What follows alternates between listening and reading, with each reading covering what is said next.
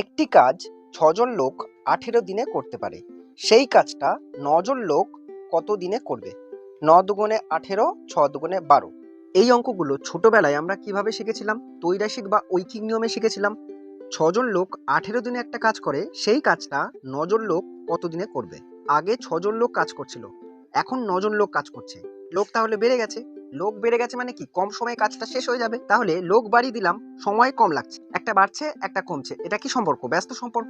ব্যস্ত সম্পর্ক থাকলে যেটা জিজ্ঞাস্য সেটা যদি বার করতে হয়, জিজ্ঞাসার উপরের সংখ্যাটা আমরা যা আছে সেটা লিখবো। ৬টা উপরে আছে উপরে লিখবো, ৯টা নিচে আছে নিচে লিখবো।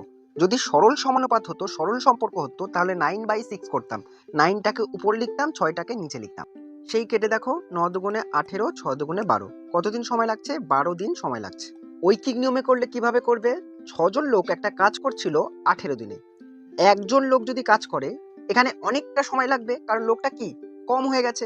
তাহলে ১৮/৬ না করে এখানে কি করতে হবে?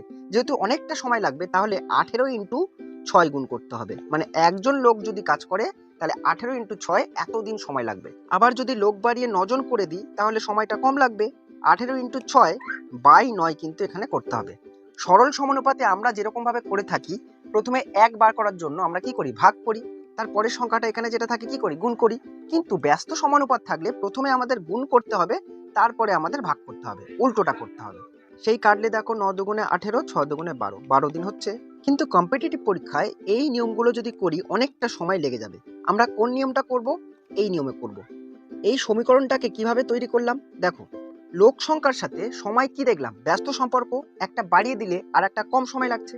তাহলে ভেদ বা প্রপোর্শনের নিয়ম অনুসারে আমরা লিখতে পারি, ম্যান পাওয়ার যদি বেড়ে যায়, সময় কম লাগবে। সময়টাকে যদি দিন বলি, ডে বলি, তো 1/d লিখতে পারি। এটা কি? ব্যস্তানুপাত, ব্যস্ত ভেদে আছে। এই ভেদ চিহ্ন বা প্রপোর্শন সাইনটা তোলার জন্য একটা ধ্রুবক গুণ করতে হয়। ধ্রুবকটাকে লিখছি কে। এদিকে আছে 1/d, ডিটা ভাগ আছে, ওপারে গিয়ে গুণ হবে। তাহলে md = k × 1, কে মানে ধ্রুবক। এখানে একটু অবজার্ভ করার ব্যাপার আছে, যখনই ব্যস্ত সমানুপাতে থাকে, ব্যস্ত সম্পর্কে থাকে, তাহলে চলরাশি দুটো গুণ হয়। যদি সরল সমানুপাতে থাকতো, তাহলে কি করতাম? m/d = ধ্রুবক লিখতাম। ধ্রুবক মানে কি? যতবার m/d করব একই মান পাবো। মনে করো m1/d1, m2/d2, প্রত্যেকটা কেসের জন্য ধ্রুবক মান পাবো, মানে একই মান পাবো। এখানে ব্যস্ত সমানুপাত আছে, তাহলে দুটো কেসের জন্য আমরা কি লিখতে পারি? m1/d1 = m2/d2 লিখতে পারি। বা যদি তিনটে কেস থাকতো, তাহলে কি লিখতাম? m3/d3 লিখতাম। প্রশ্নে ম্যান পাওয়ার মানে লোক সংখ্যা প্রথম ক্ষেত্রে দেওয়া আছে ৬, ৬ লিখলাম। দিন সংখ্যা আছে ১৮, ১৮ লিখে দিলাম। m2 পরের ক্ষেত্রে লোক সংখ্যা দেওয়া আছে ৯, মানে m2 ম্যান পাওয়ার লিখছি ৯, আর দিন সংখ্যাটা আমাদের এখানে বার করতে হবে। পরীক্ষার সময় এই সূত্রটা না লিখে আমরা ডিরেক্টলি মানগুলো বসিয়ে কাটাকুটি করব। ৯ দুগুণে ১৮, ৬ দুগুণে ১২ আমরা পেয়েছিলাম। তাহলে দিন সংখ্যা কত? ১২। এই অঙ্কের সঙ্গে সঙ্গে আরো একটা বিষয় জেনে নাও, যদি কাজটা একই না হয়ে আলাদা আলাদা হতো, তাহলে কি করতাম? m1d1/w1 করতাম, আর m2d2 এদিকে কি করতাম? w2 করতাম। কেন? m1 এর সঙ্গে w1টা কি আছে? সরল সম্পর্কে আছে। তাহলে সরল সমানুপাতে থাকলে কি হয়? ভাগ করতে হয়। কারণ দেখো, লোক সংখ্যা যদি বাড়ে, কাজের সংখ্যা বাড়বে। লোক সংখ্যা কমলে কাজের সংখ্যা কমবে। এবার যদি বলে m/w কেন করছি, m × w কেন করছি না?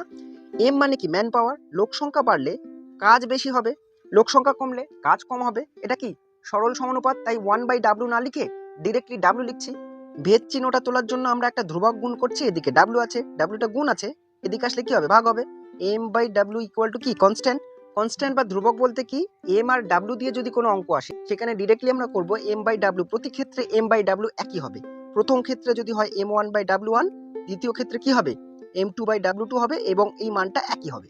একই হয়ে গেল মানে কি? ইকুয়েশন তৈরি হলো, সমীকরণ তৈরি হলো। যে কোনো একটা ভেরিয়েবল যদি অজানা থাকে, এই ইকুয়েশনে মানগুলো বসিয়ে অজানা তথ্যটা আমরা বার করে নিতে পারবো।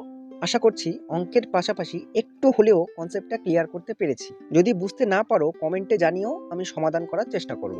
আর এরকম আরো ভিডিও পেতে আমাকে ফলো বা সাবস্ক্রাইব করে রাখতে পারো। ভিডিওটা দেখার জন্য অনেক অনেক ধন্যবাদ।